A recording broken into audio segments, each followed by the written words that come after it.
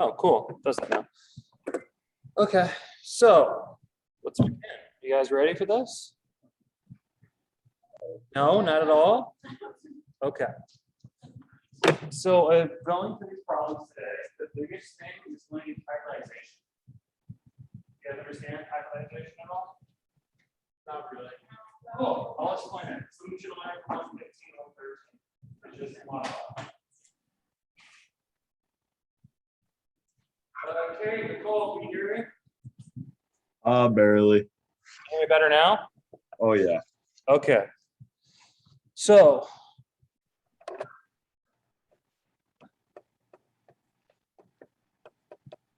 here is a methane molecule. All right. Can you guys see that? It's got 4 groups attached to it. What is its hybridization? sp3. Good. It has 1 in the S group and then 3 in the P group. Theoretically speaking, that's the easy way of thinking about it. In reality, what's going on is technically, it's the best way of thinking about it. But yes, but technically each P is also, it's how it's really supposed to be. You might not mention it, but there are technically 4 sp3 groups within the bonding of that carbon. That's the hybridization of each one. That's more complicated you guys need to know. Just know that that carbon has an sp3 hybridization. Okay. Let's do another example. What's the hybridization of the carbon? It's bonded to 3 things. sp2. Which one's stronger, sp2 or sp3? sp2 is more stable because it has this double bond right here. All right, the molecules are closer together and it is thus more stable. I'm actually gonna minimize this so I don't see my face, my own YouTube video. So I watch this back later. Cool. So that's what's gonna happen there. Okay. If I were to replace that double bond with a triple bond, what would the hybridization be then? sp. That makes sense? Okay. We have sp, sp2, and sp3. Okay. If I were just to have one bond, for example, the bond for that hydrogen right there, what type of bond would that be? S. Does that make sense? Okay. This right here isn't technically a hybridization. It is a hybridization, but we're not going to consider too much. So for questions, if you just see normal P's or S's, those are not hybridization. Those are normal energy orbitals from Chem 113, Chem 115 type stuff. Yes. Just a P. It's going to look like that. You don't need to worry about that. You won't have to draw those. Okay, let's talk about some more things going on real quick before I can move on, because I'm trying to talk about concepts too. So here we have a triple bond, a double bond, and a single bond. Which one is the shortest out of all 3? Triple bond is most shortest, right? It's the least reactive, thus it's the most stable. And it gets less stable as you go on. Make sense? As you get less stable, you're more reactive, which means you have more energy. Make sense? Okay. Knowing that, we can answer number 1. So match the following orbitals in a carbon atom to the description, right? So the largest energy orbital will be what?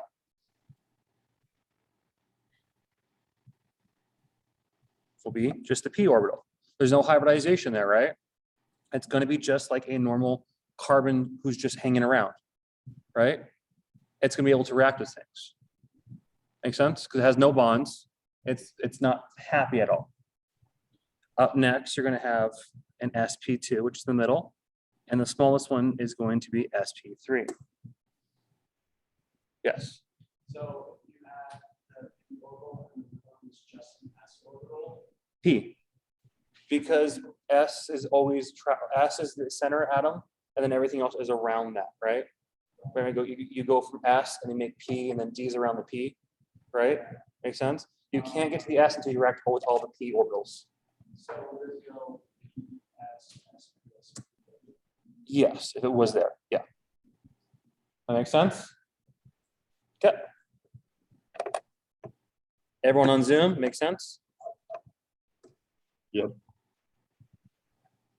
If not, speak now, because I can always come back. Okay. We have to do this awful thing. So we have to do, what we're going to do is we're going to do resonance structure, right? This is a harder one to do because we are not given any charges. Normally we either be given a positive charge or a negative charge, correct? We're going to make our own. Can I make some sense? Okay. So we need to move some double bonds. To indicate that, I'm going to take my arrow, draw it right there, take my arrow and draw it right there. Make sense? Or no? Do you guys understand resonance structures at all? Or you guys totally lost resonance structures? So you normally do not put it on the carbon unless there is a charge there. Then you would. So I'm just putting it between the bonds. So I'm the rules for moving resonance structures is you can break a double bond and put it on a carbon or put it on another bond. Or you can take lone pairs and form a double bond and vice versa. How about that? So what the new molecule is going to look like. Oops, no, one bond. We have an oxygen up here, and it's going to have 3 lone pairs, a negative charge, and they're going to have a double bond here. Okay. So the reason why I theoretically could move this double bond, right? Because otherwise there's no charges, there's technically no resonance structure at all, is you're going to assume that right. Oh, yeah, no, yeah, you're good, never mind. Oops, actually, you are correct, I messed up. For this one, we want to make charges, so we're actually going to put them on the carbon itself. Sorry. Like I said, this one's a tricky problem, I don't like it. You're going to put the electrons from that double bond on the carbon, get negative charge here, which then another resonance structure will force a bond here, which would force it on the oxygen. Does that kind of make sense to you guys, or no? What I did? Yes or no? Okay, so you're gonna have negative structures on this carbon and this oxygen, right? Which is going to be 3 and 1. Those are your negative charges, all right? So we're looking for partial positive, right? If those are partial negatives, so what's going to be the partial positives then? 2 and 4. Because the question is asking for partial positive charges. I just use negative charges to show you guys moving the electrons around. Make sense? Yes, no, maybe so? If not, you can ask, you can just say no. Okay. Which part confused you? Why I choose 2 and 4? So let's redraw the molecules. So first I moved the double bond and made this guy negative, right? Well, normally 1 hydrogen was on that carbon, right? He was happy at 4 bonds. I removed a bond. So carbon is missing a bond. What's that make it? Formal charge of carbon is 4 minus 0 lone pairs minus 3 bonds gives it a positive 1. Now is a positive there, right?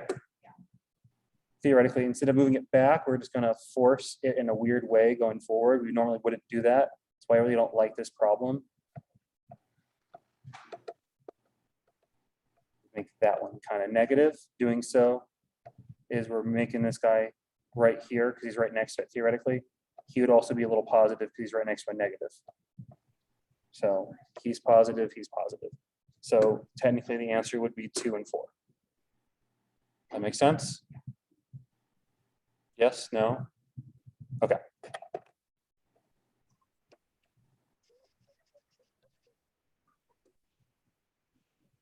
Yeah. So which one of these is not like the others? So if you notice in questions, you're asked to examine things that are not just all carbon. It's not going to be structural isomers, and it's not going to be stereoisomers, right? So what can differ between these molecules? It's going to be hybridization. So what's the hybridization of that carbon right there? It's got bonded to 3 things. sp2. What about that carbon? It's bonded to 3 things. sp2. What about this nitrogen? It's got 3 hydrogens and it's got lone pair. Lone pairs do count as a group, so technically that is bonded to 4 things. So it would be sp3. You guys can talk, it's all good. That makes sense? It is sometimes an sp2 when it's next to a double bond. I'll talk about that later on. Yes, that's a stupid Hertz rule, which is very annoying. What's up?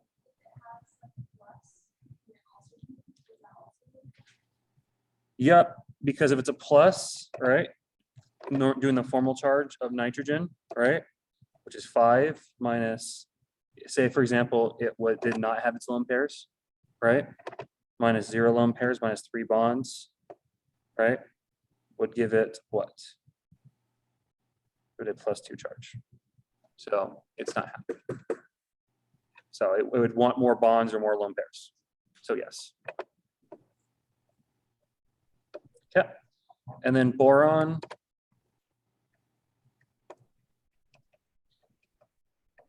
No lone pairs. sp2. The only one that's different is 3. Does that make sense? Okay. How does the second one only have 3? How does the second one have 3 bonds? Because I only see like 2. Sorry, your voice is booming. I turned you down. Sorry, repeat the question. Sorry, how does the second one only have 3 bonds? Because I only count 2. So it's bonded to this methyl group. It's bonded to this hydrogen group, and it's then double bonded to another carbon. So you get your 3 right there.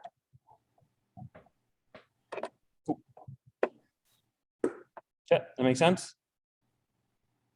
Yeah. Cool. So Hertz rule. So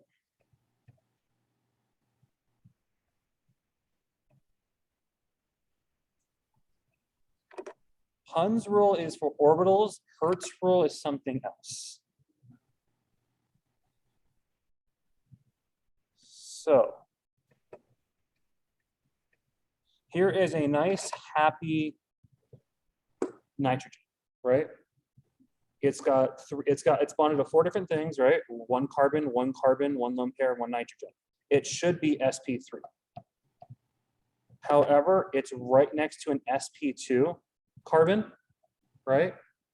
And what happens is when you're next to an sp2 carbon, you have lone pairs, your geometry is forced into a certain area, which makes your hybridization sp2. That's all Hertz rule is. If you're next to an sp2 carbon, you have lone pairs, you're automatically sp2. And it's just about how molecules are shaped, which you'll see as you go on in more exam 2, when you start building the molecules, so molecule kits you guys hopefully bought, you'll see that if not, you have these weird lone pairs that are bumping into something else in a plane of existence that would be interfering with other bonds. That's pretty much why. And if you did not go over that in lecture, then most likely won't be on the test, but Grubbs is notoriously known for being mean sometimes when it comes to stuff like that. Make sense? Okay. Formal charge. So Formal charge is basically going to be valence electrons. So for nitrogen, 5 minus the number of lone pairs, or just number of non-bonding electrons. So number of balls minus the number of bonding electrons or number of sticks is the best way of knowing it, right? So let's look at number 1 right here. How many non-bonding electrons does it have? Non-bonding electrons. It's got 2. And how many bonds does it have? It's got 3. So what's 5 minus 2 minus 3? 0. So that is a happy nitrogen. Does that make sense? Savannah, you're good? Okay. This nitrogen right here, how many lone pairs does it have? The green one, number 2. It's got 0, right? How many bonds does it have? So it's going to be +1. Make sense? Let's look at the last one.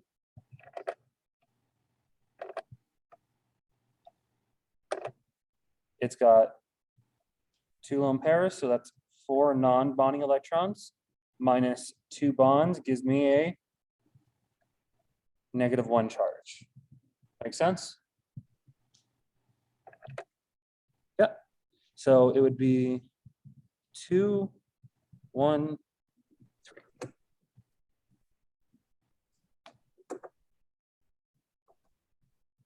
That make sense?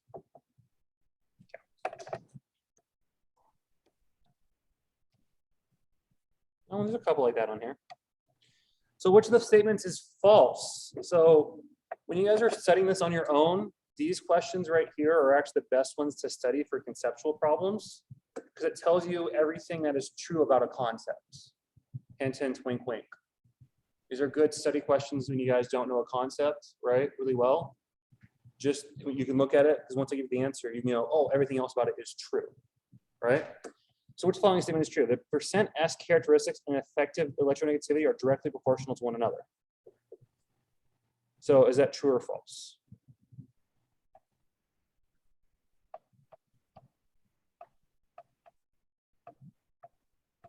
What that is saying is, what is the percent characteristic of S in this guy? 25%. Reason being, S is out of 4 parts, thus it's only 25% of the total characteristic. Over here, about 33% or 1/3, right? Then over here, it's about 50%. Right? That makes sense? So what this means is as you go down and become those less p orbitals, s orbitals become more effective. And I told you that this guy right here is a triple bond, right? And they're not reactive, which means they're going to be more stable, which means as a percent more effective or direct proportional. This right here is true, which means it can't be the right answer. That makes sense, everyone? Yeah, that's why that's like that. So an sp3 orbital has a greater s percentage than sp2. Yes. Yes, because you're going from a single bond to double bond to triple bond, basically. So B is basically saying sp3 has more S characteristic than sp2. Is that true? Look at the percentages right here. That's false. Okay. As the percent of S characteristic increases, the bond strength also increases. So this right here is a single bond, right here is a double bond, right here is a triple bond. That's true, right? As the S goes up, the bonds get stronger, right? So that's true. The orbital with the greater percent S characteristic is smaller and more compact. That's also going to be true because triple bonds are very close to each other. Molecules are very, very small triple bonds. Does that make sense? Okay. Which means B is the right answer because it's wrong. That's why it seems confusing, but that's why these questions are good to know concepts, because now you know everything you need to know about it. Does that make sense to everyone? What's up? So for just like the first one, let's say that, so SP is more electronegative than SP3.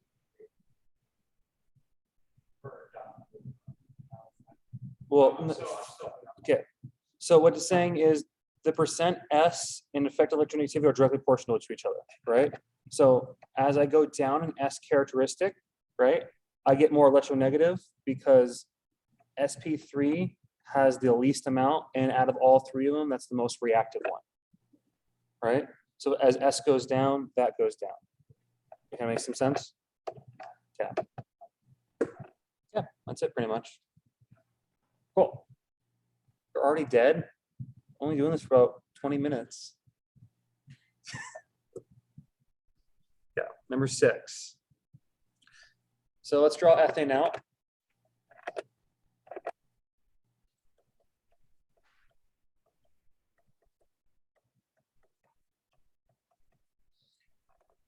Okay, so I'm going to circle the sigma bond between the carbons. And then here is the pi bond between the carbons. And here is the sigma bond between the carbons and hydrogens. Did you see what I did there? Yes or no? Huh? The green is the pi. Yes, the green is pi. So, which one's going to be the most reactive, will have the most energy? The pi bond, right? Because we've seen with resonance structures that can break off and form lone pairs, right? Which lone pairs then can form more bonds other places, correct? So that is going to have the highest energy orbital. So 1. Which one's in the middle? Carbon, carbon. And then we really don't care about the energy between carbon and hydrogen because hydrogen is so small. That makes sense? Yeah. That's how you do that one.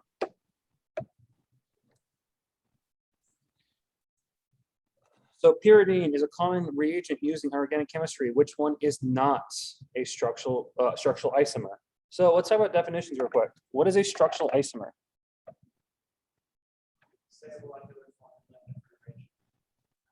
Good. So it's got to be the exact same thing. So when it comes to these questions, right, to save yourself on time, first, count everything on this card. Count everything on it, right?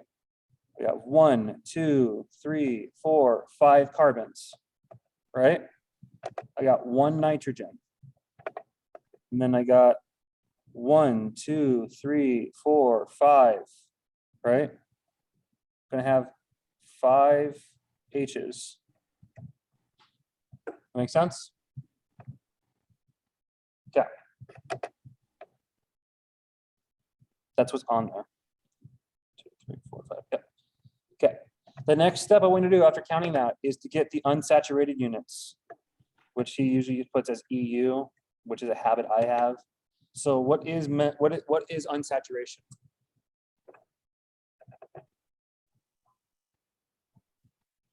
And triple bonds, right?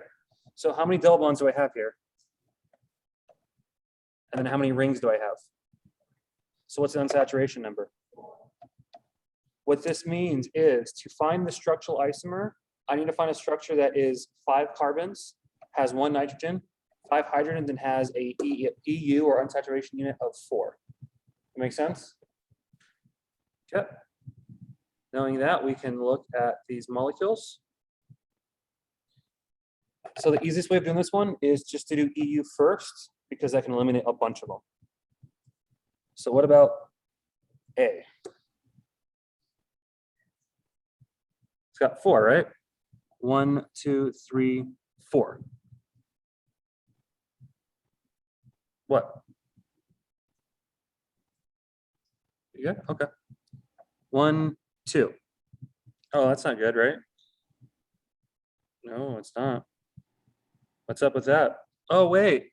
What's going on here? Let's break this up.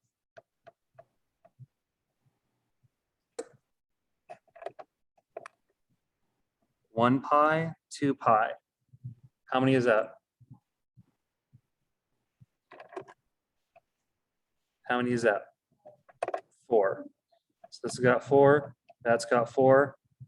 This one right here has got 1, 2, right? Uh-oh, what's going on? That one looks weird, right? It technically has 2 rings, good. Because it's 2 different structures. So you have 1, 2, and then you have 2 different rings. 1, 2. 1, 2, 1, 2, 4, 4, 1, 2, 3. What? What's up?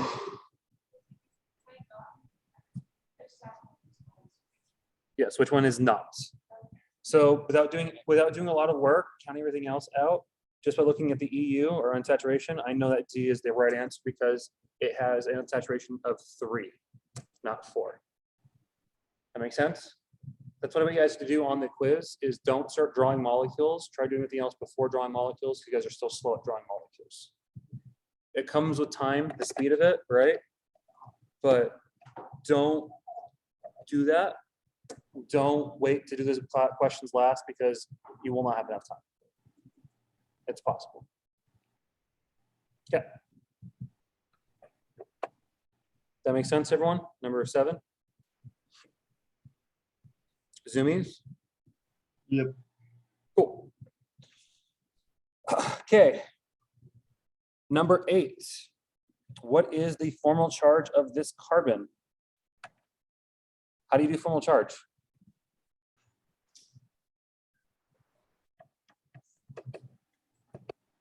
So 4 minus how many dots do I have? How many bonds do I have? What's my formal charge?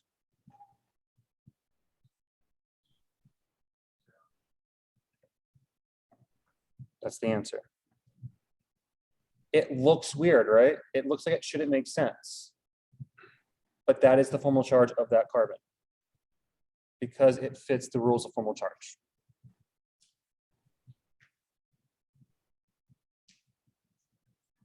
Huh?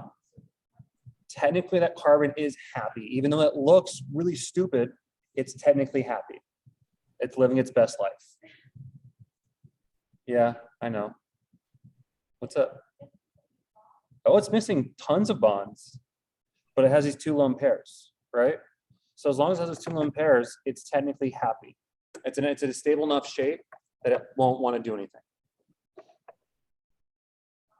That's why I put that question on there as a trick, you guys.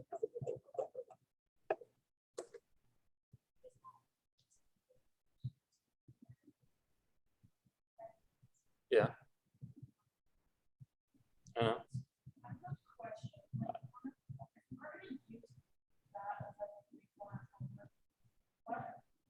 What would you put for an answer? Besides just like the equation. The equation, you would go that this molecule, right, fits the definition of formal charge, which this thing is asking.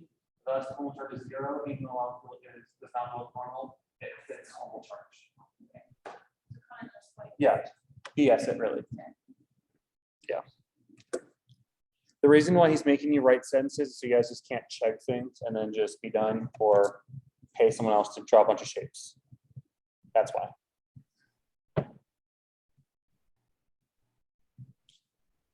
Yay, here's my favorite time. Oh. Okay, here's my favorite time consuming thing. Resonance structures. So who wants to answer this question? Why is that guy negative?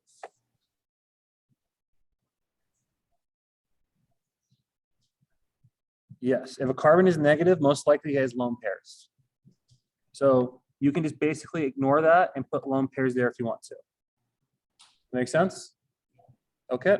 What can I do with lone pairs? Huh? Move them, right? Which direction you want to go, left or right? Okay, someone said right. So those lone pairs are going to move onto that carbon, right? Uh-oh, there's a problem. All right, we'll get there later.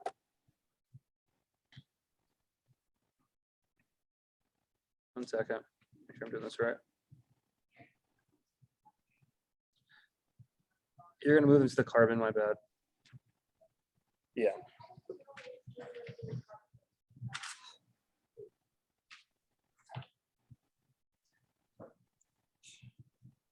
The way you know what you're going to do is, so technically, even though you're moving the bond, it's technically still going to the carbon. For the quiz, I would always move them to the carbon. That way you have more resonance structure. That makes more sense. So let's do that instead. Take the lone pairs, move to that carbon, draw the resonance structure.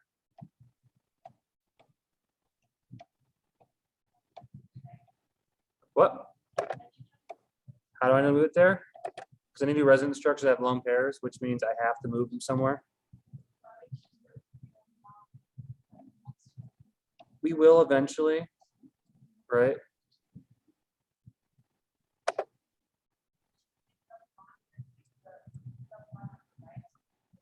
Sure, we can do that. I think you're right. I'm a little, no, you're right. Yeah, sorry about that. I'm kind of low on food right now, so my brain's not. That's gonna go there, which moves that double bond onto that carbon. Bond is formed, lone pairs. Bonds there. Take that, move that there, take that, move that there, take that, move that there, right?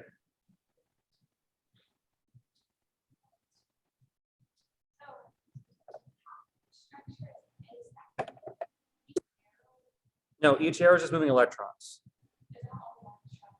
This is all one structure, all one structure.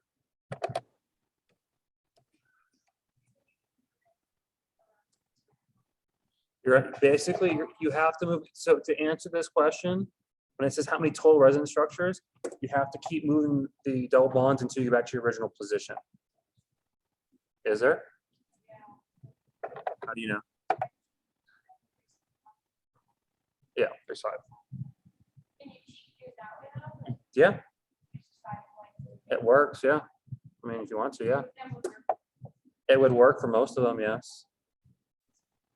Their answer is 5. You guys did that. For those at home, if you don't know what's going on, we made the bond here, at the bond here, move the lone pair here, right? Took this, moved that there.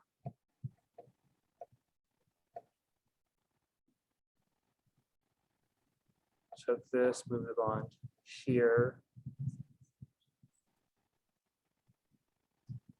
No, it took, yeah, sorry, we took that there, moved that there, moved it there. Yeah, there's 5. Yeah. Cool.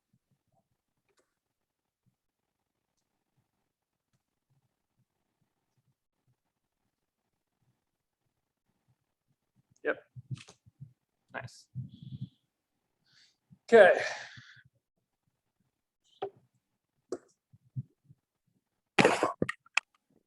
Easier, right?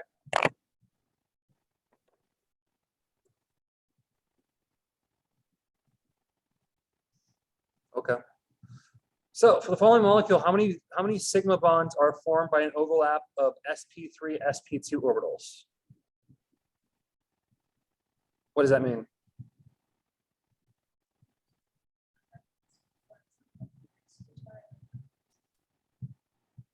Exactly.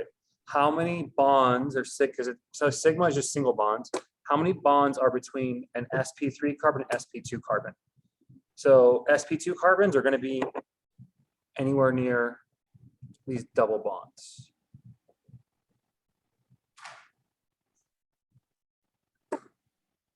That makes sense? So 1, 2, 3, 4.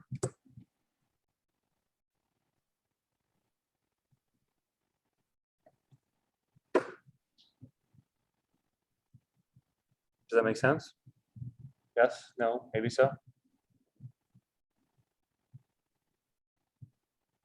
Yeah, Savannah, you good? Or no?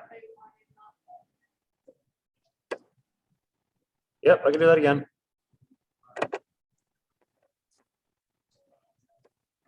Huh? The answer is 4. Yeah, I said 4.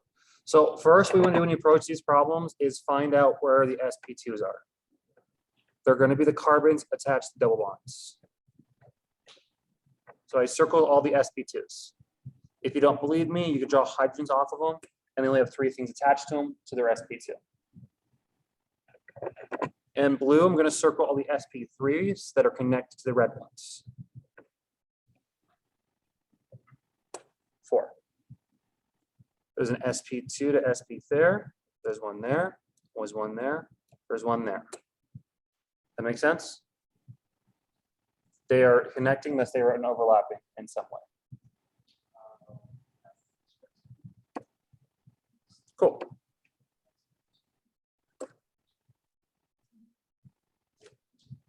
Okay.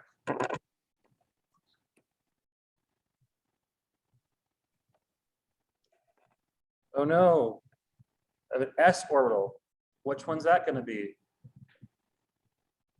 All the hydrogens, all right? So I have to find the hydrogens connected to sp3.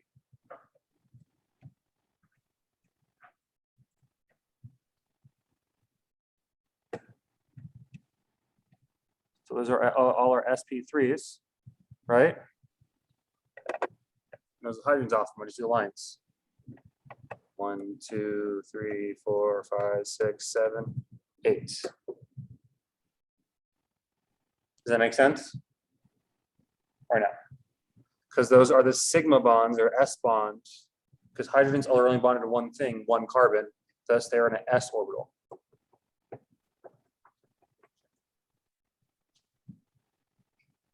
That makes sense or no? Okay. I need feedback, guys. You all look defeated as it is, so I can't tell if it's helping or not. Okay. Yeah, what was the answer? 8.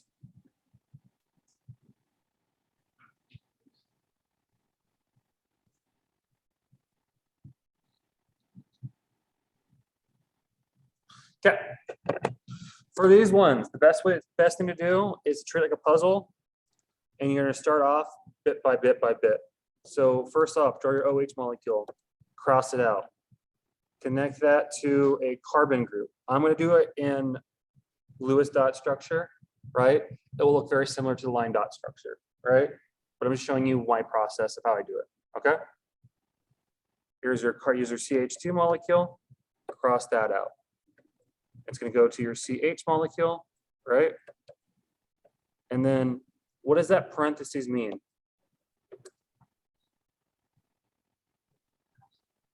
It's attached to that carbon, right? If a branch is like, if a branch is there and it's attached to a carbon, it means it's a branch off of that, right? Which means it's going to come off like that. Does that make sense? Cool. Okay, so that guy, this guy right here has a bunch of CH2s in a row because it's a CH2 molecule, right? And there's 3 of them, which means you're going to keep on going. So CH2, CH2, CH2. We've got 3, we're done. Finally, here's our last CH. And then it's got 2 CH3s coming off of it. It makes sense what I did. So which molecule does that look like? Well, first off, we can look at this right here, my blue guys. So I did in blue. It's got 2 little nubs coming off of it, right? That's got 3 nubs, that's got 3 nubs. Not right. So what's next? It's the second one, right? Yeah, it's correct. It is the second one. How you know that is where this little branch comes off. it should be on the third carbon. The branch is on the second carbon, which is not correct. That's why B is the right answer. Does that make sense? That's how you should approach those problems until you can just look at that structure, until you can look at this and just read what that is. That will come with time and tons of practice and pounding your head against the wall. Okay, so everyone at top for 113, hopefully you can make me feel happy. Which one of those is the most electronegative? Good job. What's next? Carbon, What's next? magnesium. Good. The closer you get to fluorine, the more electronegative you are, right? Nitrogen, then carbon, then magnesium is technically a metal, so it's going to be a cation. It's not electronegative at all. It wants to get rid of its atoms as much as electrons as much as possible. It's the furthest thing from electronegative as possible. Make sense? Yeah. So match the following formulas to correct description. So which one has the most structural isomers? So there's a long way of doing this question, and there's an easy way of doing it. Which way do you want to learn how to do it? Easy way. So let's start with the one that has the most. Right? So that would be the last one. Right? Got 8 hydrogens, correct? Which means this guy's got 8. He's got some, right? And who else has got some? The last one, right? Is that correct? Nope. He's got H, he's got H, he's got H, H, H, H, OH. So this one alcohol group right here, or this OH group, right, can be on that carbon. It can be on a different carbon. I can make a triangle of this stuff. That way, that O right there makes it having the most structural isomers because it can do the most stuff. Does that make sense?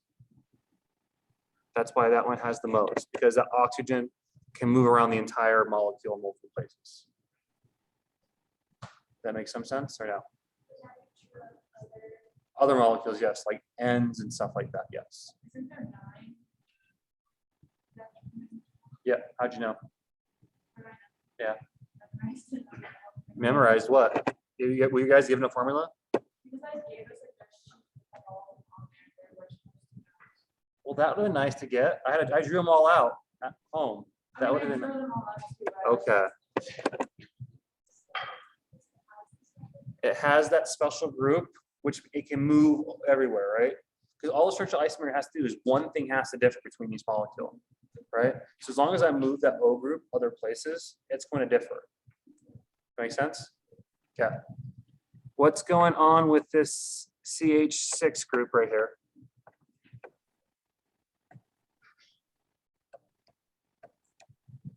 This guy's got 3. That guy wants 3. Oh, wait, that can't happen, right? Because the middle carbon isn't happy. So what's going to happen? You put a double bond, right? And this guy's got 2. And this guy's got 2. 1, 2, 3, 4, 5, 6. You see that? I draw the hydrogens if you want me to. Just saves me time, not doing it. But the reason going on, this guy has less, is that double bond restricts you. Because now you always have to have a double bond somewhere, right? So every molecule has to have a double bond or it has to have a ring structure. So it limits you a little bit. The one with the least amount is this one right here, because that guy is just a straight line. Oops, it's 3, sorry.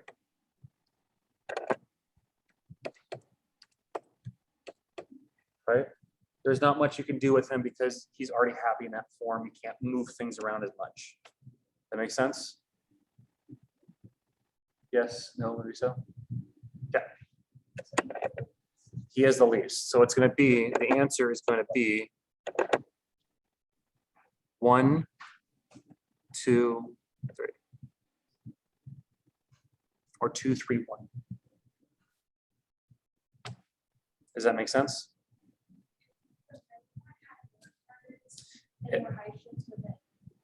You would have to have less, you either if it had more carbons and less hydrogens, be able to add double bonds and such, yes.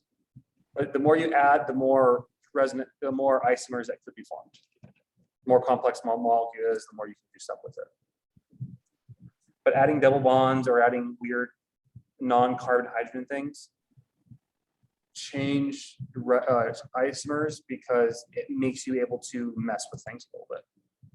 So the C3, you take only one left and one. Yes.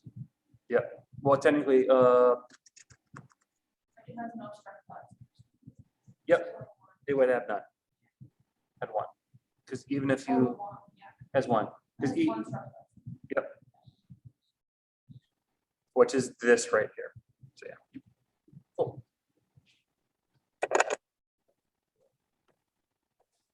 Zoomies, are you doing good? Yep. Cool. If you don't want to talk, chat's always an option. Okay, 15. Choose the most correct and complete statement about the following Lewis structures. Okay, so let's look at A. X and Y are resonance forms of each other. Are they?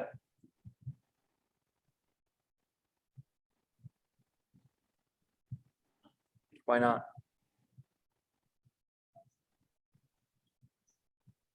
Because the hydrogens?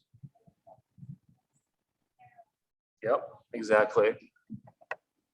That plus being there means you're missing a hydrogen, right? Which means moving these bonds around, I lost a hydrogen. With resonance structures, we've never lost hydrogen before, right? We haven't forced anything to occur. That's a reaction. So X and Y cannot be resonance forms because they are not the same structure moving bonds around. They're entirely different structures because of that. You looks like you had a question.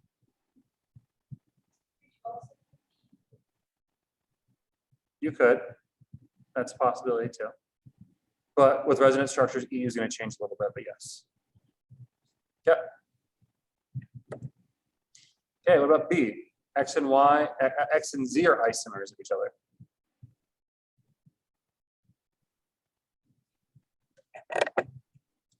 It's got two bonds, right? Okay, that looks good. Fits the EU description. Got 1, 2, 3, 4, 5, 6 carbon. 1, 2, 3, 4, 5, 6 carbons, right? It's got 3 hydrogens here, 2 hydrogens here, 2 hydrogens here, 1 hydrogen there. So 3, 2, 2, 1. That's going to be 8, 3, 2, 1, 1. So 3, 4, 5, 6, 7. Maybe.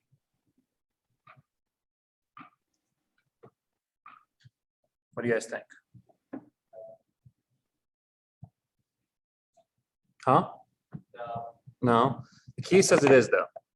So what's up? I just thought because there's. Well, the ring is just opened up. Well, on X, there's the ring and 2 double bonds. Good job. Right? So there is 3 there. I did miscount EU. So what's going on here? How do I fix this?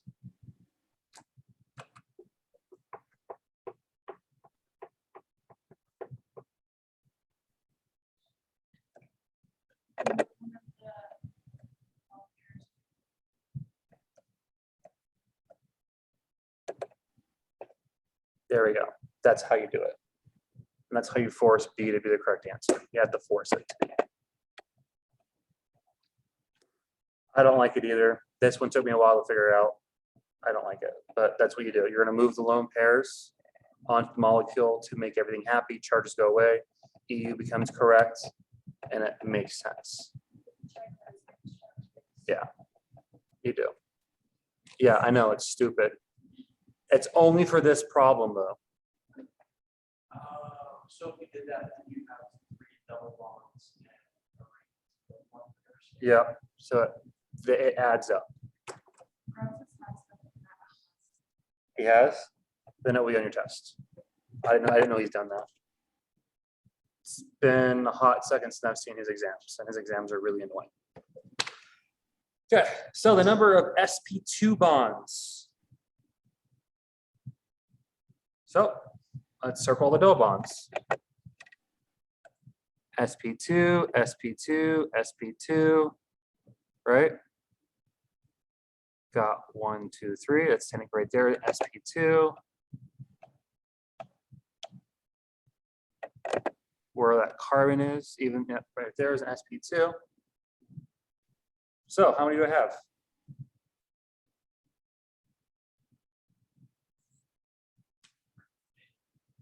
I have 8. Why do you say 8? Because the oxygen. Good. So 1, 2, 3, 4, 5. That's 5 though. Where am I missing from? There's 10. Where do you find them all? Because the nitrogen. Good. What else we got? So that's 1, 2, 3, 4, 5, 6, 7. I'm missing 3. Where are they? Yes, because they are nitrogens with lone pairs connected to double bonds. Hertz rule, I think, or something like that, makes them sp2. Yeah, it's stupid. That's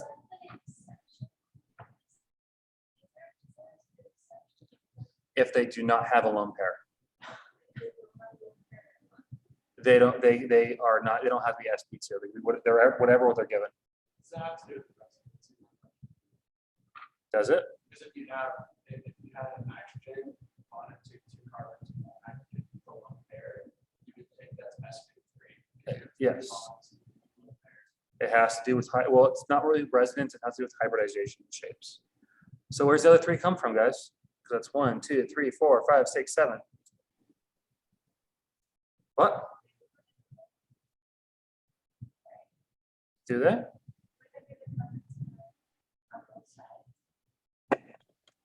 Come circle which ones you're talking about.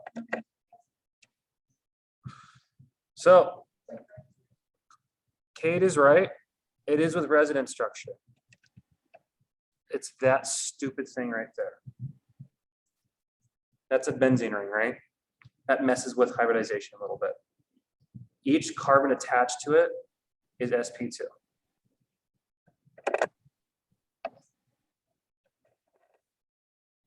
One, 2, 3, 4, 5, 6, 7, 8, 9, 10. Yep, because it's perpetually always spinning. It's the most stable structure we have in chemistry. Yep. Benzene rings are weird. So the best way to draw benzene rings to make this concept make sense is benzene rings are drawn like this, right? To be honest, the circle there is because those bonds are constantly moving around the entire ring, which makes all of those carbons, right, perpetually sp2. The nitrogens are sp2 because they have lone pairs next to double bonds. It's a stupid, obscure rule that he'll pull out of nowhere because it's in the book and he likes to pull stupid things from the book sometimes. So if you're looking at the nitrogen and determining sp2, then you look for, see if it has a lone pair, if there's a single bond and a double bond after the single bond. Well, it doesn't matter. As long as there is a carbon, it's a carbon with a double bond or an sp2 carbon next to a nitrogen with a lone pair, that makes the nitrogen with the lone pair sp2. Yes. Anything with lone pairs becomes sp2 if bonded to something with an sp2. Even carbon, yes. So that's the justification for the problem. I checked it too. It's stupid. That's why. That's why you can't put the last 3 is because it's in the ring itself. That makes sense? Somewhat, or no? I don't really go over this stuff in class. I don't know. Did he? Okay. Yeah, I know. Yeah. So those again, you need to know, that's one. The O is sp2 because if the O makes sense though, because that's what the O looks like. It's bonded to three things. So that should make sense why the S is sp2, right? But nitrogen is because it's next to a double bonded carbon. Okay, cool. Yeah, ready to move on or no? The oxygen's sp2 for two reasons. It's got two bond. It's got this double bond right here, right, which is next to this carbon. So that carbon and these two lone pairs are three different groups, which makes it sp2. But theoretically, because it's next to an sp2 carbon and it has lone pairs, it makes it sp2.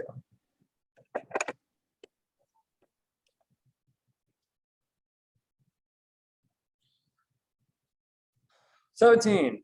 A set of pi molecule orbitals are generated by various linear combinations of p orbitals. Which of the following p molecular orbitals is in the lowest energy?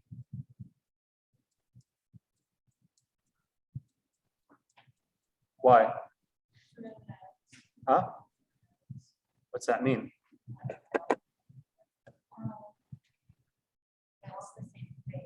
Yes.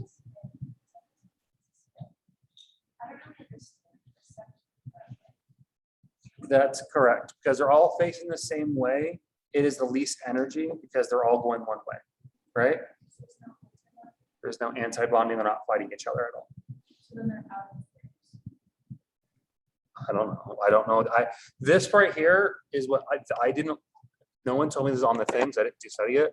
So this is like one of the questions which I don't know why. I just know A is the answer because they're all linear to each other. They're all side by side because they're pi orbitals. They're side by side. They're not corresponding to each other. This B is not happy because you have a positive and negative next to each other, right?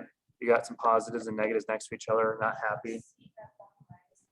Yes, it's going back and forth, back and forth, back and forth. It's not happy.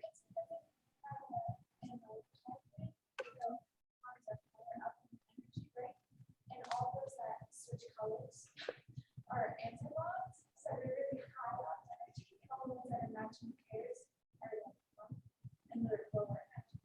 Yep. So the more known, the more antibodies. Yes. You confused? Yes.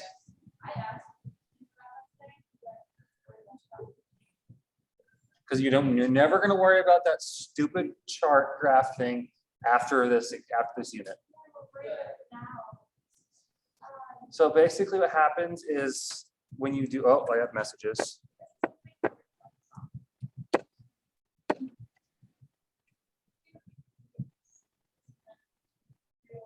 Yep, that's correct.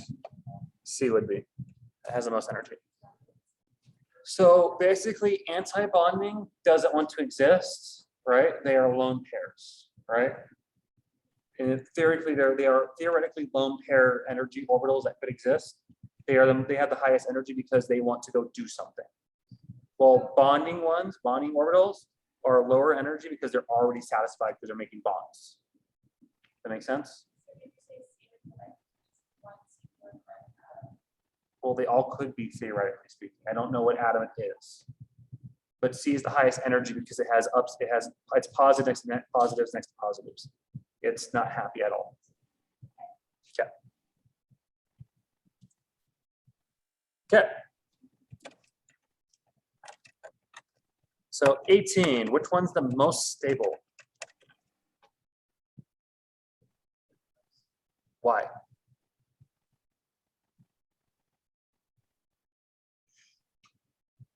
You're correct. Do they have to go? Are they wanting to come in here, or what's going on with people in the hallway? Okay, whatever. So A1 is the most stable. You're correct. The order is 1, 3, 2. Why? How do you know? This molecule can do resonance structure. Resonance makes you super stable. That make sense?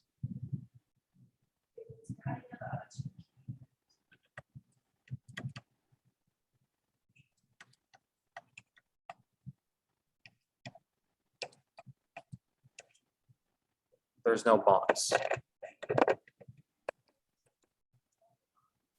Okay. Should we make this lone pair do a double bond? Okay. It has a double bond now. What about this carbon right here? Is it happy? No, it's got a negative charge, right? Technically not really a resonance structure. What?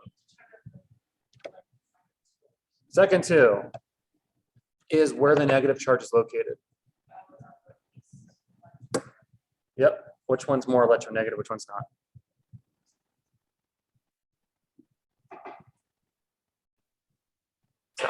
That's why. That makes sense? Okay.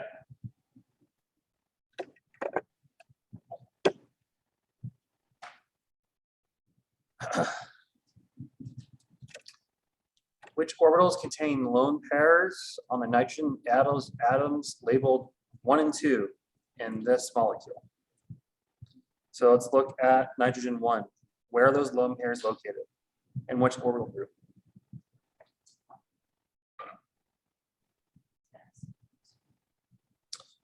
So I'm gonna let you guys know, I don't know, have no idea how to do this. I know the answers because I looked at the quiz. I just don't know how to do it because it's asking for orbitals doing with lone pairs. I've never understood this even when I took the class. I don't know where those orbitals are located. I know that for the first one, it's going to be an I, and the second one is going to be an sp2.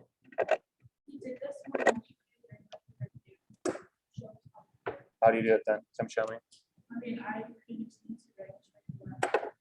Sure, come show me what you have down.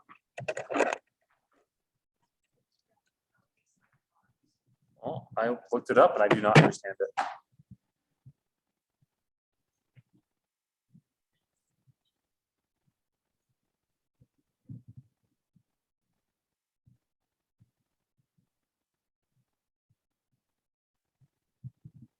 Okay. That's all I got. Okay, thank you. Okay. The reason he gave, which kind of makes some sense, which is going to be really annoying to you guys, is with nitrogen 1, you can form a double bond with the hydrogen. Yep, it's weird, I agree. It's not going to last for long, trust me. We haven't gotten to mechanisms yet. It's going to piss off the hydrogen, it's going to kick it off. That's what's going to happen. I know it doesn't make any sense, right? Because we're not. You guys are still service level in O-Chem because you guys have the problem in front of you. It's good. He probably can reference an obscure passage in the book, probably a footnote that mentions something like this, and he theoretically could do it. What's up? Wait, so it's I equals P, I1 equals P. Yep, because that P now has a double bond right there, which makes it a pi, right? Which makes those electrons in a P or pi orbital, right? You can't put the lone pair on the second nitrogen. Nope, it can't. So they're an sp2 orbital. That's the explanation he gave. Why is 1? Because we're talking about the lone pairs itself, right? And those lone pairs could theoretically attach to the nitrogen and form a double bond theoretically. So they're going to be down there and forming a P group.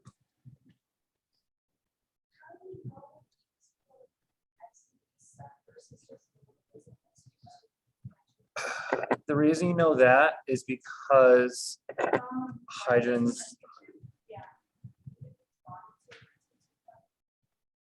It is, but it's also just, yeah, but it also is just sp2 because it's bonded to 3 things. Yeah.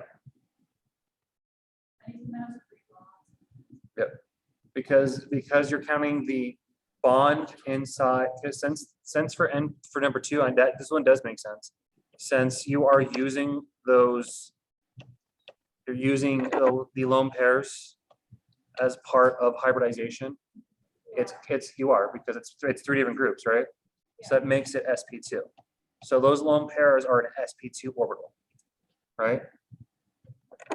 For some reason, you can use the lone pairs in the bonding with the hydrogen and make it into a p orbital, because it's going to be on top of the sigma bond. I can explain 2, like I said, I can explain 2, I can't explain 1. Maybe it's just something that. Yep. Yeah. This is why I don't like Grubb's O-Chem. It's just, he can pull obscure things. Okay. This nitrogen right here, right? It's got lone pairs and 2 bonds, right? It's got 3 groups it's bonded to. Since we're using those lone pairs in one of the 3 groups, all those things bond are sp2, right? Cool. For some reason, this lone pair is closer to the hydrogen, almost forming a kind of double bond with the hydrogen, making that one in a p orbital. Yeah.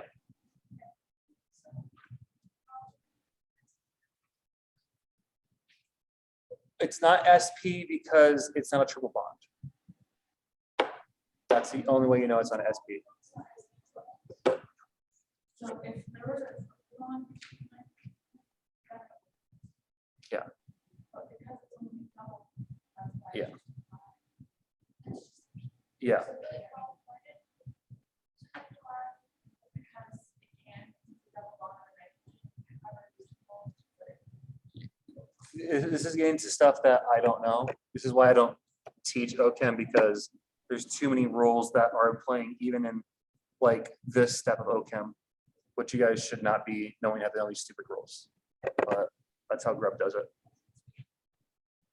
Cool. So 20, talking about stereoisomers. What are stereoisomers? Different orientations in space. Good. So those are the carbons we care about, right? Right now, they're both facing forward, or both in the same plane of existence. What is that? Cis. So right now, the molecule is cis, cis, right? If I rotate one of them, what can I get? Just pick one. Rotate one of them. I'll get cis, trans. If I rotate both of them, I'll get trans, trans. Yes, stereoisomers can only occur at double bonds.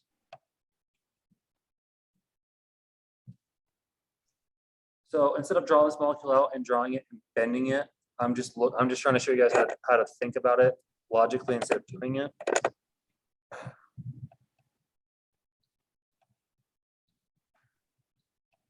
So they are both technically in a cis plane of existence because they're both in the same plane.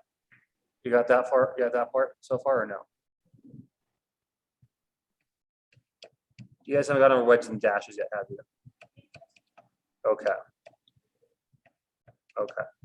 You'll start learning in chemistry once you have double bonds.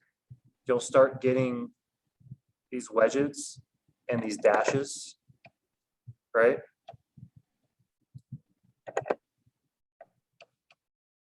Correct? Which shows you that the wedge means coming out towards you. The dash means going into the page. Those also help with stereoisomers as well. So what I mean by same plane of existence is both of the carbons are coming towards you or going away from you, right? So it'd both be wedges, and these hydrogens would be dashes. And that's occurring one here and one here. There's 2 stereoisomer centers. Does that make sense so far? Yes? No? Maybe so? Okay. So since they are both in the plane of existence or both facing the same direction, right? Right now it's that way. They are both cis. That is one possible isomer that's there, right? If I just rotate one of them and make, like, for example, it's going to break the entire structure. I don't want to draw it out too much, but hypothetically, let's take this guy out and make one of the bonds go that way and one of the bonds go that way, right? That's technically now trans, right? And if I only turn one of the stereocenters becomes cis trans, but if I turn both of them, it becomes trans trans. So those are your three options. Because trans cis is the same thing as cis trans, right? It's pretty much the same thing. You just got to mirror images of each other. So with two possible stereoisomers, you have three different options. So 3 is the answer.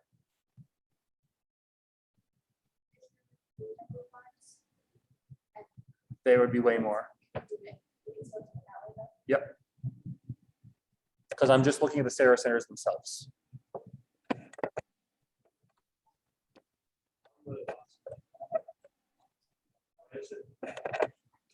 I'm just gonna draw the stereocenters and nothing else. That way I can actually draw these molecules out.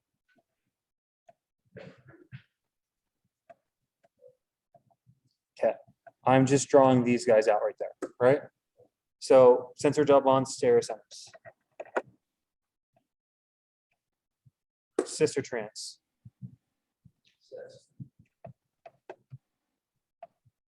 Cis or trans? Okay. I am then just going to rotate one of them, right? This guy's still cis, but this guy over here is now trans, right? So I had cis cis, now I have cis trans, right? Now if I rotate both of them, I have trans trans, right? So I have three different combinations I can have. Like they can both be cis, one can be cis, one can be trans, or they can both be trans. So those are the three stereo possibilities that I have with this molecule. Does that make some sense? The reason why I'm not drawing the entire structure out, because it radically changes shapes when you start flipping things. And since it's a huge ring, it gets very convoluted very quickly. Yeah. We're almost done with quiz 1, guys. Woohoo.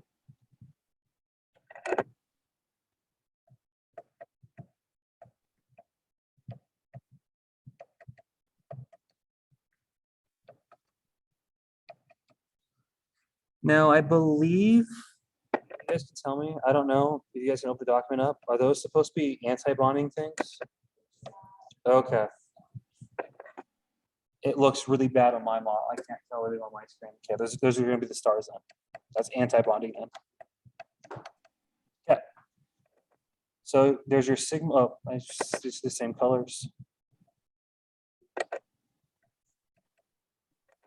There's your green's your pi bond. Red's going to be your sigma bonds. Okay. Now, normally, right, how it was before with the one we looked at when they were all just normal, right? This was our largest energy. This right here was our largest energy, right? Followed by this one. Then lastly, it was this one, right? That was with normal bonding. Now we're doing anti, which means it's the exact opposites, right?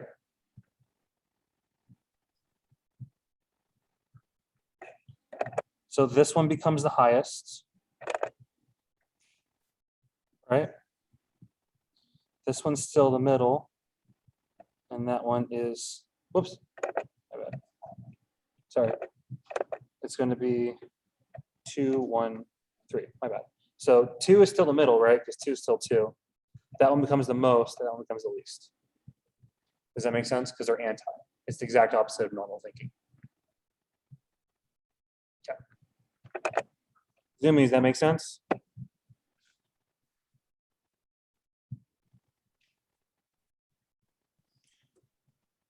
Which of the following molecules has, oh, yes, okay, cool. Which of the following molecules has a sp hybridization to an sp2 hybridization molecule.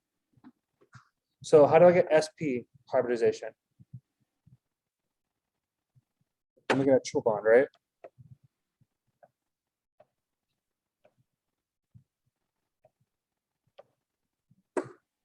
Which one of those triple bonds is next to a double bond?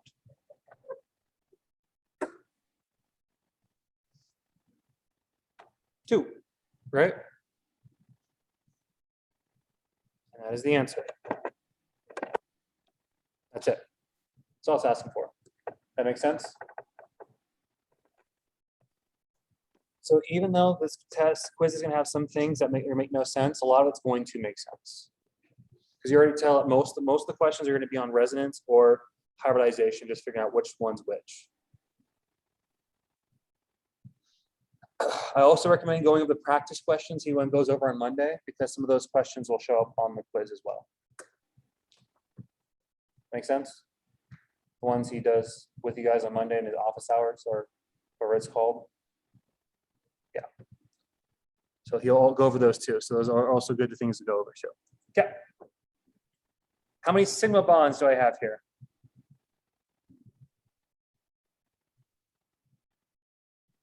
Keep your hands to yourself. Okay. So 3, 4, 5, 6, 7, 8, 9, 10, 11.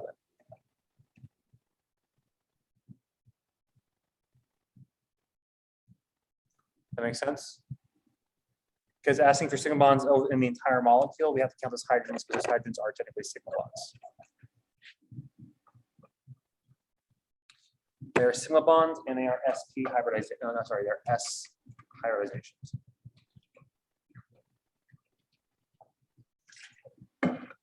Yeah. Which the statement is incorrect. This one's stupid. Benzene is an alternating single double bonds. Is that true or false? Is it alternating between single bonds and double bonds? Nope. Because of resonance? No. It's perpetually in resonance, which means it's not alternating single double bonds. That statement is false.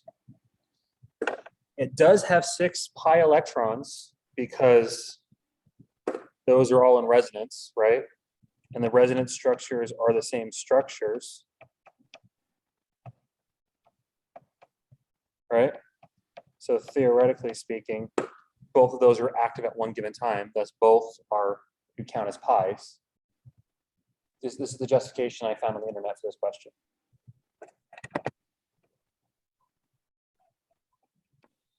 And from the internet, I've learned anyone who teaches O-Chem is also socially awkward. It's just it's a requirement understanding it. I think so. Yeah. All carbons and benzene the same length. That's true because they're all sp2, right? Cool. The structure of benzene is a resonance hybrid of 2 resonance structures. That is true, right? Because it only has 2 resonance structures. Molecular geometry for any benzene is always trigeminal planar, which is true because that's the shape or geometry of sp2 is trigeminal planar. Probably. You probably want to know that this is tetrahedral, that's planar, and that's linear. Yep. 109.5, I think it's 120, and then 180. This is tetrahedral, right? Because it's 4. Trigeminal planar, and then linear. Because there is no rotations. They are literally facing each other. It's a straight line.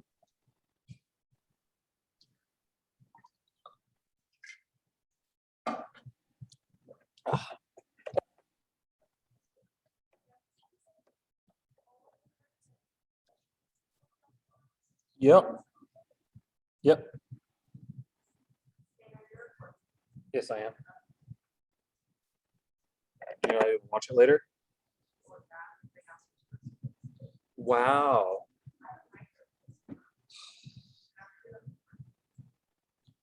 Another one wanted to stay late too. Okay. Elements of unsaturation. You're not giving a structure, so what's to do? What's the formula? 2C plus 2 plus nitrogen minus halogens minus H's divided by 2. If you're not given instruction or asked to find unsaturation, you have to do the formula. It sucks, I know. I don't like using math. So we have 4, so 2 times 4 gives you how much? Good, we can do math. Good. How many nitrogens do I have?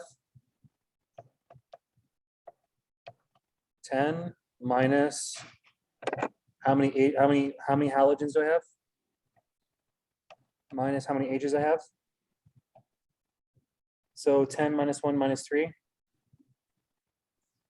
6 divided by 2. There you go. That's how you calculate unsaturation without looking at the molecule.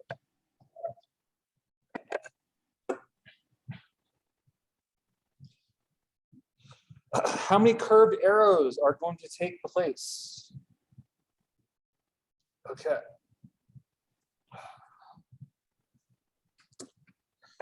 So we have to make the molecule. This tells us what we need to do. So step 1 is take this, move this there, right? Because I'm making that double bond right there. Make sense? That's going to force this bond to become here, right?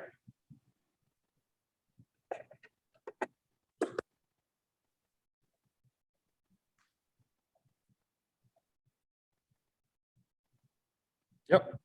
Which then forces one of these bonds to form there. And it sounds really weird. But I take one of these lone pairs and I form a bond there. How many colors did I use? 4. So how many arrows did I take? 4. That makes sense? Okay. Don't worry, other quizzes, if you're gonna stay here, go much quicker because some of the questions repeat. I don't know if I can get to the third one because I think they kick us out of here at 10:30. So yeah, I'll probably go through 2 of the quizzes. Okay, how many total pi bonds I have? How many pi bonds are in a double bond? How many pi bonds are in a triple bond? How many do I have total? Oh, I missed one. I drew too big. How many is that total?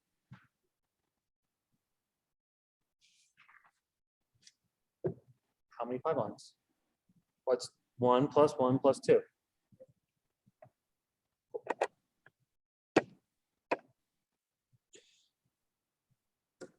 How many structural isomers exist? Please tell me he gave you a formula or a chart of this at all, did he?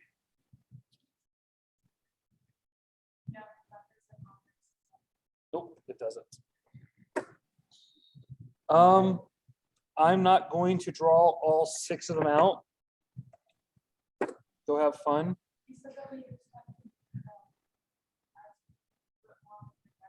Yeah.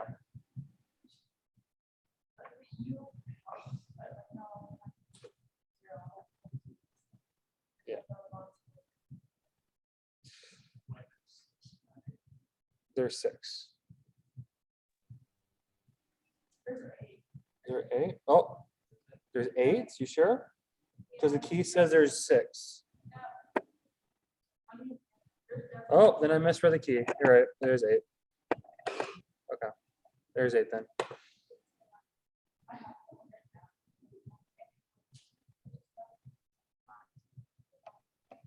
So the first one's always the easiest. It's just a straight line, right? And then you always add 3 here, 2 here, 2 there, right? Most likely 2 here with a nitrogen here, right? that's going to be 2, 4, 6, 9, correct? All right, 5, 7, 9, and then you guys have 2 H's there. That's your first shape. And then you can just move the nitrogen to this one, move the nitrogen to that one. There you go, you have 3 right there. And then since there is no EU, there can't be any structure, can't be any rings or anything, right? Yeah, I just did math in my head, make sure I did it correctly. So it can't be any of that. So most likely you're going to need to draw branches coming off like that.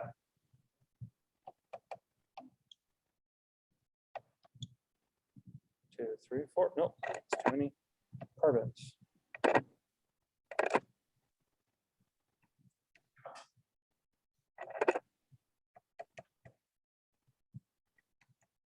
There's 6. That's 7, right? And then here there would be 2. It's 9, 10, 11. And then you could just replace and move it here. There's another one.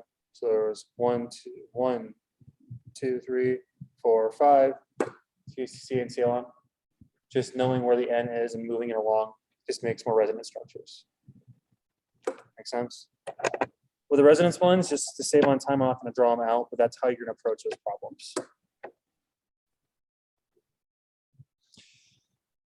How many total resonance structures are there? Ugh. What? 4? You sure? Is that what the answer says? Yep, there is.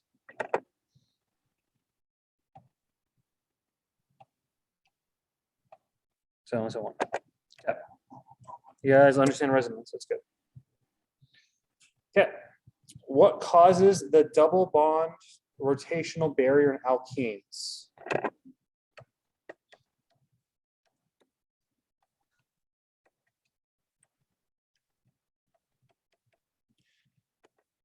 Here I have a stereoisomer, right?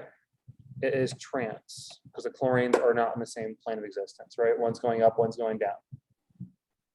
To fix that, I just rotate one of the carbons, right? So how it works is, you got a molecule, you can rotate a molecule that is all single bonds in any 3D space. Double bonds, you can't rotate it as much. And that occurs because of the pi bond. That pi bond stops the carbons from totally rotating too much. The p bond's right there, that pi bond, it is a barrier from free rotation. It limits it. That's why we get stereoisomers. Best way of thinking about it, yes.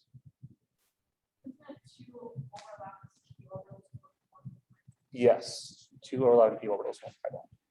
So, but with hybridization, just saying p bond most likely would mean pi is the same thing because it means overlapping orbitals.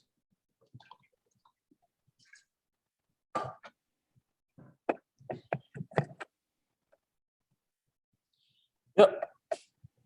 Okay.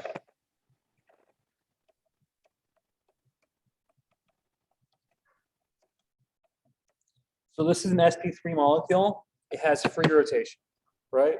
All the hydrogens can theoretically rotate. You have this molecule kind of drawn out, right? You can rotate any direction, spin every molecule, right? There's no stopping it.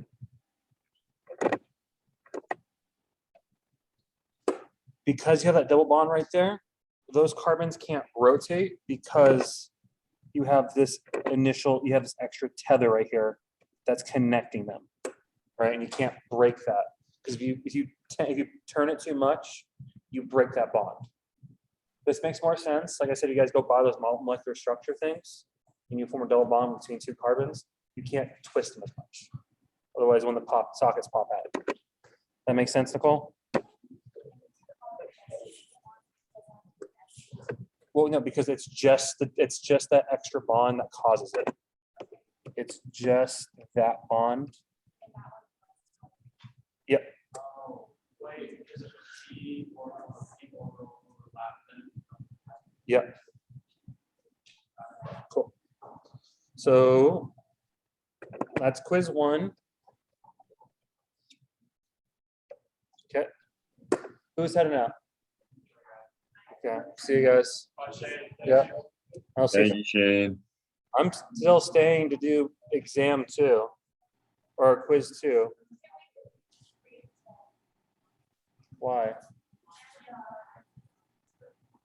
That's the one I did not look at, but okay. Let's look at it.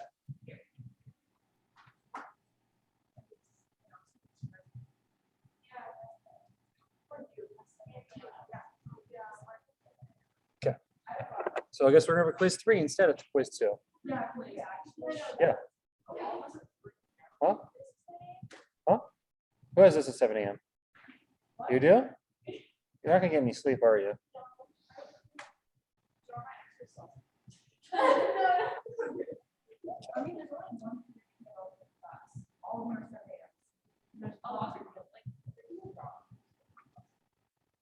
Yeah, I was gonna say, that's like worth $50. What? Okay. Yeah. Yes, that's what I said. You're correct, Mackenzie.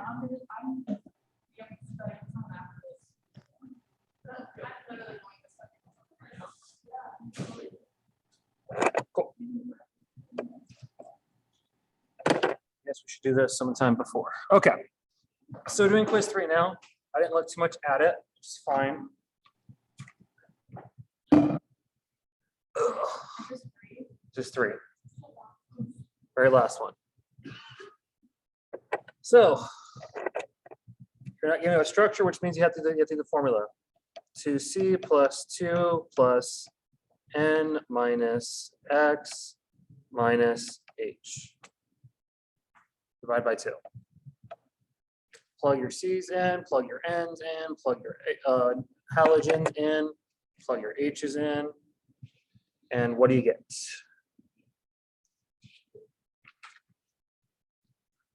Yep, you get 2. Those questions are pretty much you give me as long as you know the formula. Which the following species is a resonance form of a species in a box? So which one is resonance form? Let's look. So if I take my bond here and I move a bond here, right?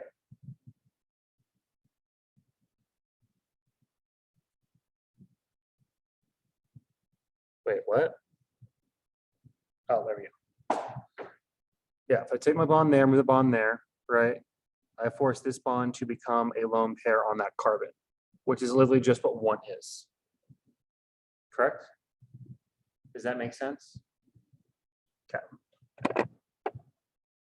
If I take my lone pair here and form a double bond with that center atom right there, where does that negative charge go? What do you guys think?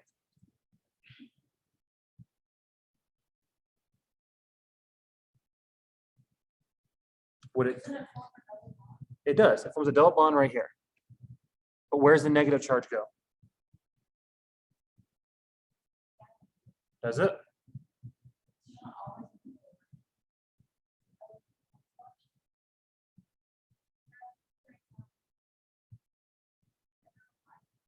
Technically, it would go away. It would technically go away if you're assuming the hydrogen goes away too. Which makes structure 2 incorrect.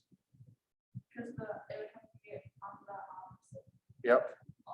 Yep, exactly. No, the key says that 2 is B, which means it's 1 and 3. So the key says, let's get there, right? Which, yep. So let's look at 4. 4 just looks just like Nope, 4 is different. So take that double bond, the negative charge, put a double bond right here, moves that lone pair onto the nitrogen, right? Correct? That's what 3 is. I don't know what 4 is. You have weird double bond somewhere else. You can't do that. So it's 1 and 3 is the answer. That makes sense? Cool.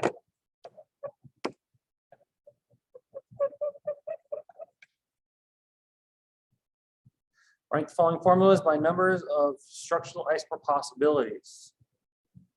Most comes first.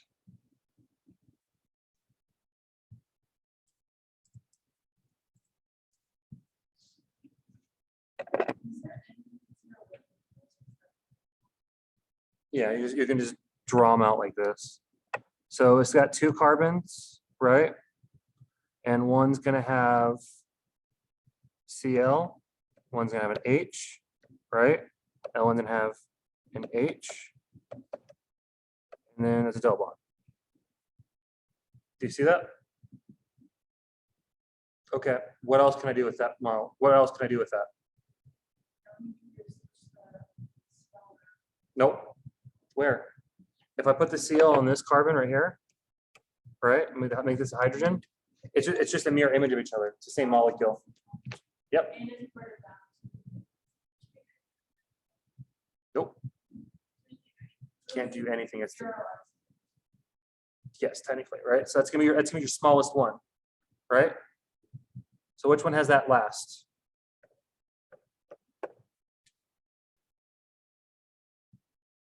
That makes sense? What I just did there? Just by looking at 3, I eliminated almost all the possibilities. Because that one has the least amount. That makes sense? Good. So now I just gotta look between 2 and 4. So with that right there, right? Let's do 2 in blue. Do it down here. Got a carbon, carbon, and then I got, oh, we got 4. So I can't add exactly 3 on 1. So I'll do 2 here, right? And then I'll do, oh, that's weird, right? I do a double bond O here, an H here, and an H here. Right? I have a double bond, correct? I could also draw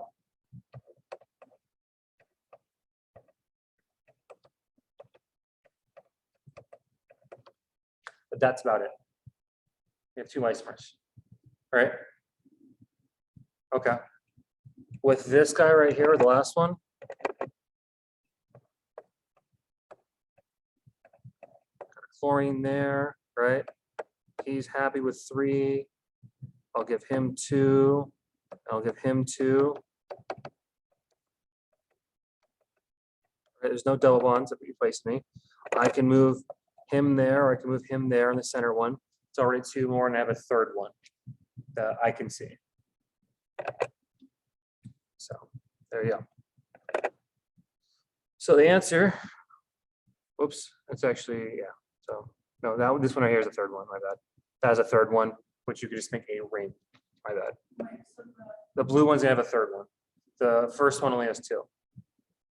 Because you, yes.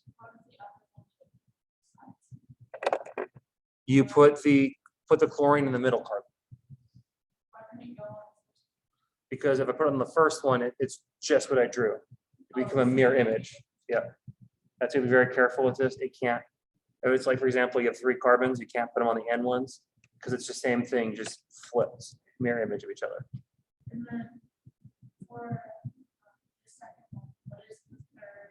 You're going to make a ring.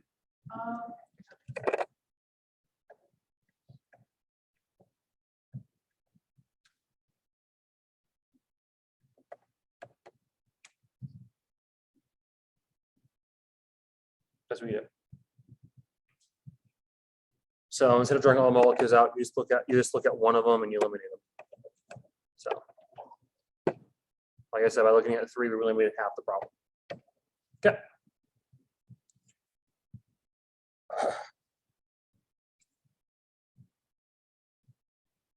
So number 4, How many? Good. Because that's a formula given to you as a chart. Yeah. I don't know, ask her, she's got a chart.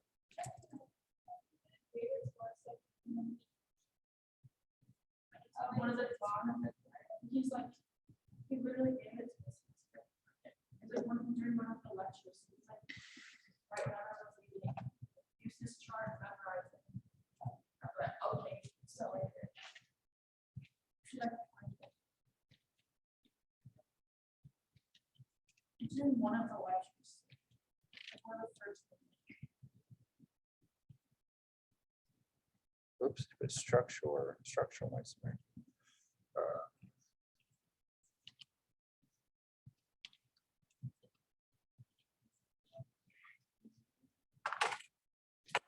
It's like.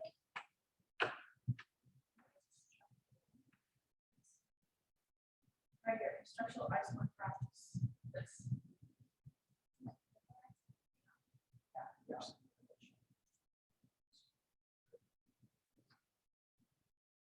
It's that. You said just memorize all those. Can I just write that down real quick? Yeah. Okay, I'm gonna write down something that way you guys have on the video. So C3H8, so we'll only have one structural isomer. C3H6 will have two. C3H8 will have three. C3H7N will have 11. C3H6O will have 9. C4H8 will have 5.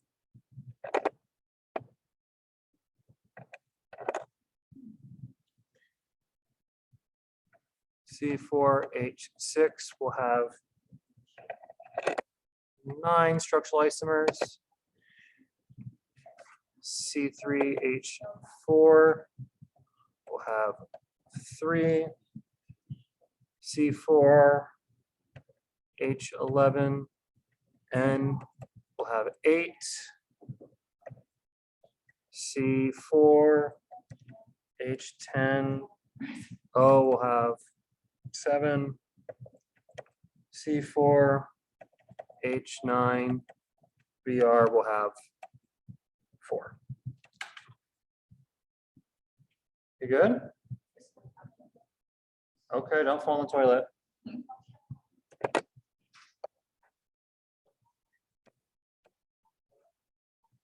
I still got people on Zoom. Yep. Okay. Make sure I still got people. What? Yeah, I do that sometimes. That's why I don't do this stuff at home, because I need people to talk to. Otherwise, I look crazy. Okay, select the correct number of sp2 hybridization of the following structure.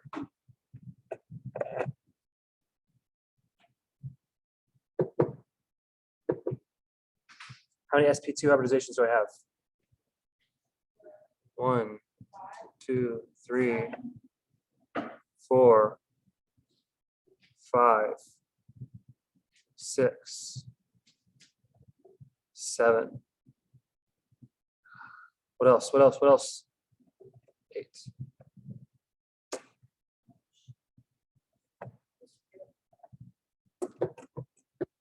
He says. So there's two, there's lone pairs on, but doesn't it also have those two double bonds? Oh, you're right. That's true. Does not pair double bonds. That's right. Doesn't have lone pairs. Then it's going to be this one right here. 1, 2, 3, 4, 5, 6, 7, 8. There we go. My bad.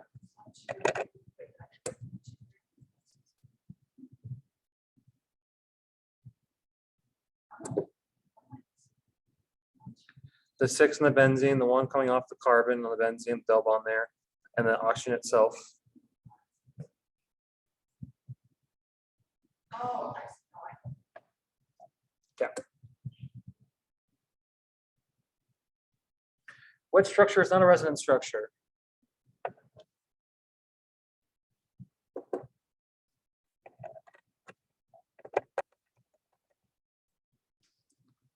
If I move that here, right, because those want to go there, this becomes positive then, right? That will go here, make that, and make that one positive. Correct? I'll do different colors so you guys can see. The electrons will get pulled towards the positive, right? Which would make that molecule positive. That will then get pulled here and make that guy positive. Which means that right there is structure 1. Correct? Yes, no, maybe so. Do you see that?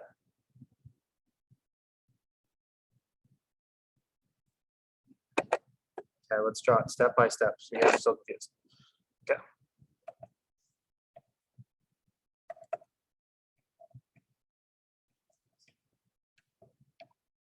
Okay, Jocelyn.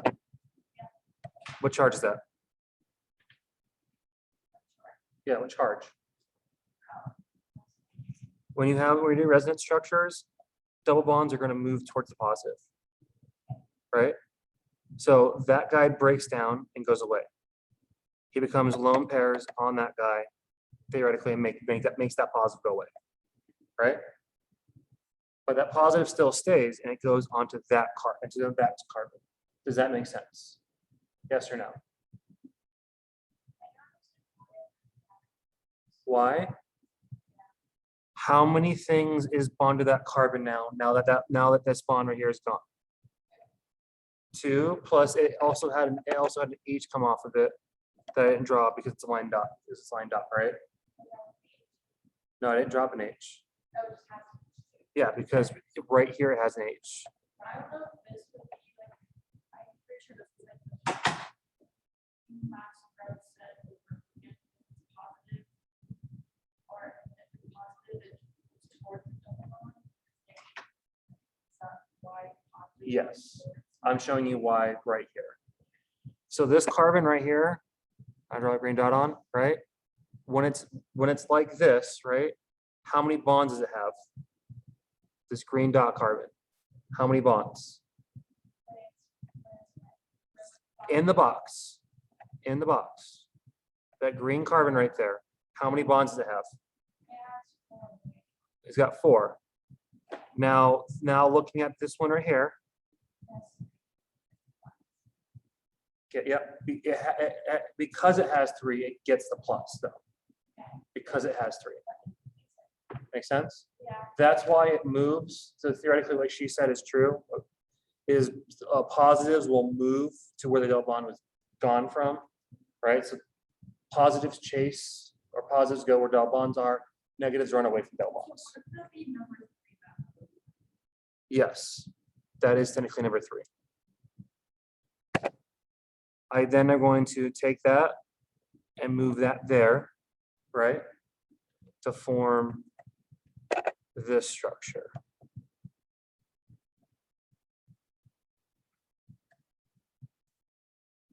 And then I would have a positive here, right? Because the positive then goes on to this carbon, which is what number 1 is. Yep, because those are both resonance forms.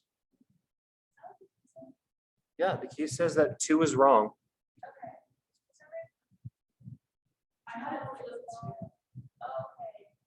So which one is not a resonance form? So B is the only one that's not a resonance form because you can't make that structure. So that one. Yep. Yep. When you come to not questions, if they still bug you, you might want to circle or underline it. I'll start doing that for you guys. I mean, it's a test strategy. So, which of the following molecules is the most electronegative? Oxygen should be number 1, right? Gets rid of that, gets rid of that, gets rid of that, gets rid of that. then what? Then carbon, F. That makes sense? Okay. If it doesn't make sense, I'm talking to those of you who are watching the video in the future. Hello, future people. Hopefully I don't die. Well, technically the video will outlive me, which is scary if you think about it. Yeah, I believe so. Yeah, what was it provided for us? He should provide one. Never gave us.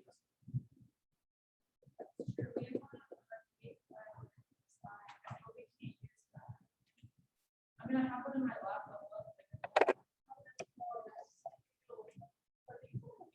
Is he gonna like put it up? Yeah. No. This is legit a quiz they got last semester. Oh, it's on the quiz. It's on the quiz. It's on the quiz? Yeah. We better not be lecturing after class.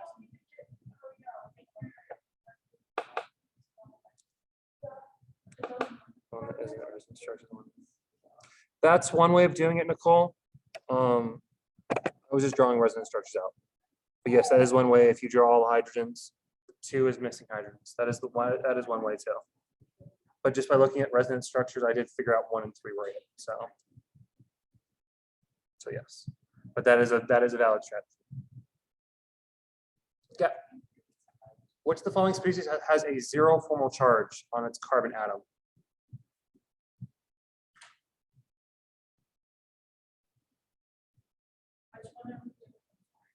Yep.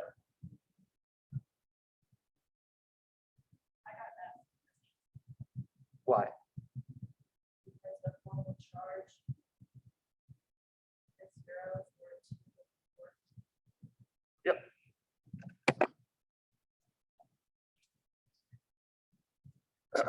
Formal charge is 4 minus 0 minus 3 is plus 1, which is that guy.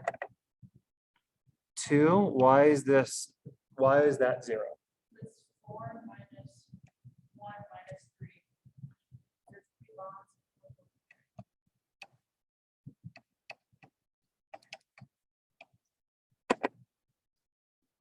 This guy right here would be minus 1. And we already looked at that one before. Yep.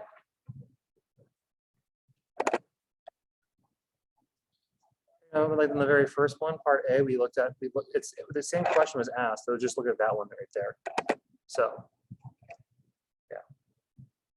When 2 p orbitals are combined to 2 molecular orbitals are formed, a pi bonding is formed from the constructive sideway overlap of 2 p orbitals. An antibonding is also formed from the destructive sideways overlap of those. Oh, the little cation has how many pi orbital molecules?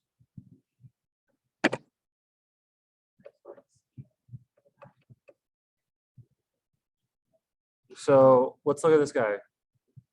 The first molecule I have is a CH2. What am I missing? It's not a CH2, right? So it needs to have 2 bonds. Oops, my bad.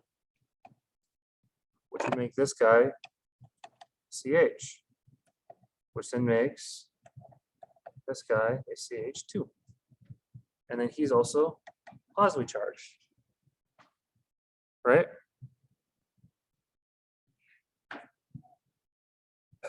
What's up? You're trying to find how many pi molecule orbitals are there. This tells you how to do the problem. It's like the same thing with like the nodes and stuff. Yep.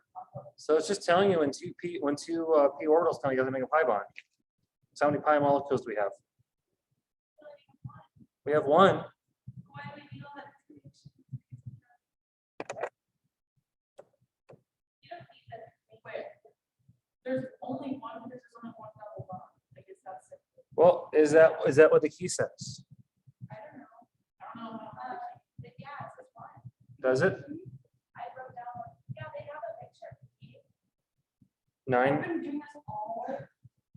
not 9 is 1. 9 is A. You know, Is it the key? Is it the key says it? I was looking at the key yet, but I did get that one. You need to show me what a key is. 'Cause I Bring the should- key up real quick. Um,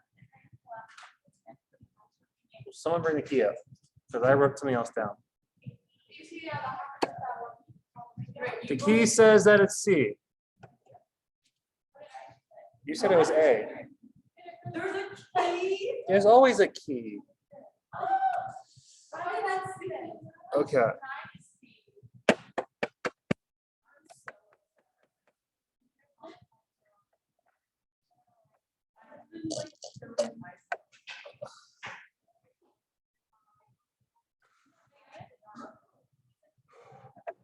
Yeah, I don't know why.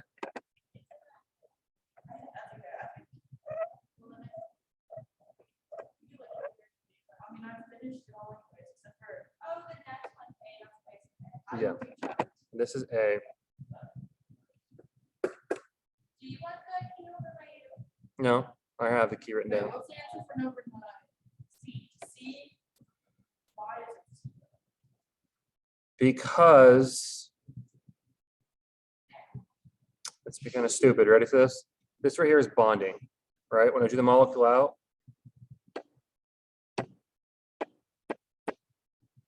stupid thing. When I drew it out, right? There was only one pi. There's only one pi bond. That is bond. This right here is talking about this stuff right here. Oh. Okay. What the hell happened there? Probably it's 10:30.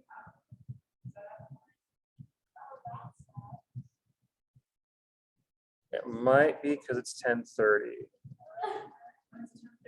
now. So, number 10, I understand why there's Well, I can't turn it back on. So, just localized. okay. Zoom easier than one to the screen. So good. Markers. Well, don't you have to leave now? After 10:30? Well, they're going to come in and kick us out. So, I can go. I can figure out the rest. yeah, I'm gonna have to call it quits here because I need to stop the Zoom to fit the recording to post it. So, see you, Nicole. See you, Mackenzie. Hopefully, it was somewhat helpful. For chapter, for the third one anyways, number 9 and 10 are the ones that I wanted to. Do you want reference?